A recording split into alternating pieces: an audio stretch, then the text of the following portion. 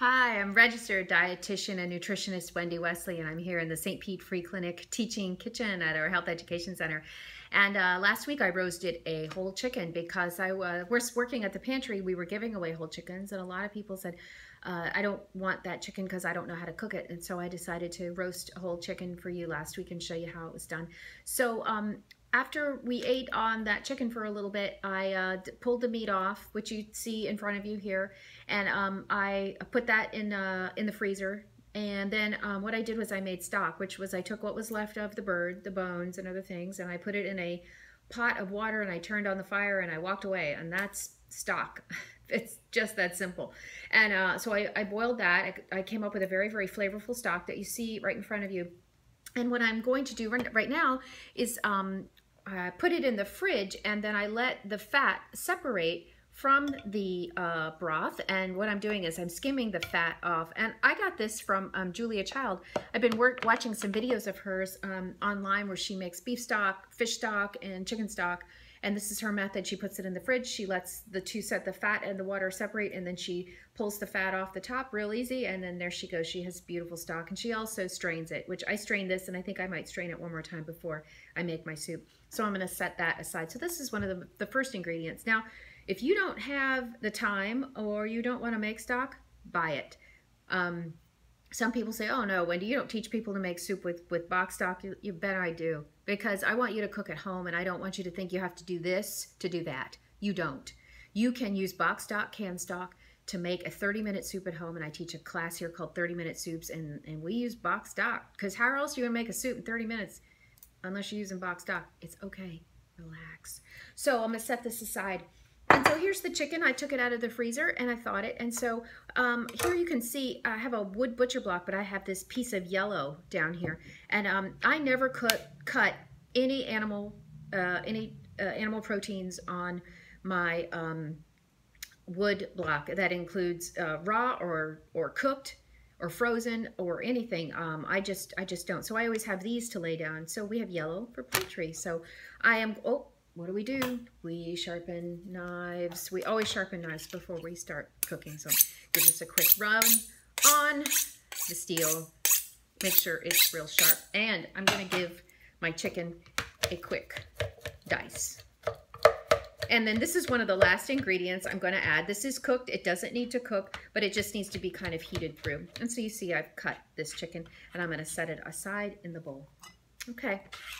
Let me do that, and then I'll cut this chicken a little bit later while things are sauteing up. Okay, let me move this yellow thing because now I'm going to cut my my plant sources for this on the wood butcher block. So here I have one gnarly carrot, and he may not look real happy, but I'm gonna give him a shave and a haircut, and he's gonna look great. So I've got a vegetable peeler. Where is it? Here it is. I'm gonna give it some quick peels and take off. He's a little hairy, but he's good. He's good inside.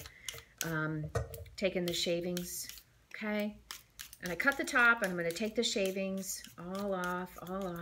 Real easy when these vegetable peelers are new. This is by OXO, which I like. I really like those OXO. So I pulled away all the old kind of hairy stuff, and I just have a raw carrot here. I'm going to pull away all of the things I shaved away, and this is great for what? The compost pile. So it goes in the compost pile. Push all this away. And what I like to do now at this point is just continue shaving, and all of this is going to get chopped up real nice and fine. And that's going to go into the onion. I'm about to cut an onion because, you know, I put an onion in everything. And I'm about to have some garlic because, you know, I put a garlic in everything. And so I'm just going to keep shaving these strips. I also do this when I make a vegetable stir fry because the beauty of doing it this way is your carrot will cook very, very quickly. A carrot is a low moisture food. It takes a long time to cook. So if you want to speed up cooking, do this with your carrot. Just shave it down. Okay, so I've got all these nice kind of shavings here. And I'm going to give them kind of pull them all together, kind of that method that I do with the chiffonade. And I'm going to give them a quick cut. And these are the carrots that are going to end up in my soup. Okay? All right, let's set those aside. Of course, now it's time for onion. Well, you know what? I'm going to just put these right in the pan. Right into the pan. Here we go. And then eventually the onion will make its way into the pan. Here's an onion I kind of already cut a couple days ago. I pulled him out. He's ready to go. I've already taken my vertical cuts. Remember, I was going cutting my vertical cuts, not getting all the way to the end where the root was. And so now I can do my claw grip and I can get some beautiful dice. Look at that gorgeous dice. Gorgeous dice. Look at that. Beautiful. Cutting safely, cutting flat on my wood. And I like bamboo as a wood cutting surface. Glass is the absolute worst. If you have a glass cutting board, do me a favor, throw it away right now. So here we go. Look at this gorgeous onion.